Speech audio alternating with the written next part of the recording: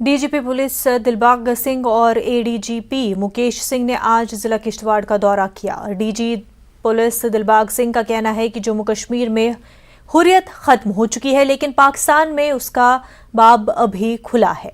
दिलबाग सिंह का कहना है कि जब भी बंद की कॉल आती है तो यहाँ कोई नहीं होता, बल्कि पाकिस्तान से आता है, लेकिन जम्मू कश्मीर के लोग उन्हें थप्पड़ मारते हैं और यहाँ जम्मू कश्मीर में बंद की कॉल का कोई असर नजर नहीं आता।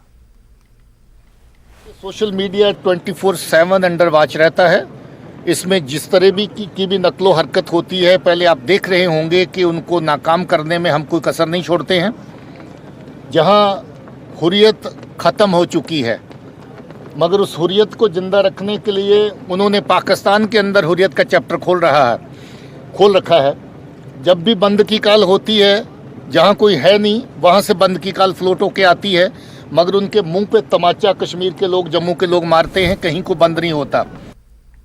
दिलबाग सिंह का कहना है कि मदारिस में कुछ जगहों पर अच्छी तालीम दी जाती है, लेकिन जिन मदारिस में बच्चों को गलत तालीम दी जाती है, गलत रास्ते दिखाए जाते हैं, उन मदारिस पर पुलिस की नजर है और उनके खिलाफ कार्रवाई की जाएगी।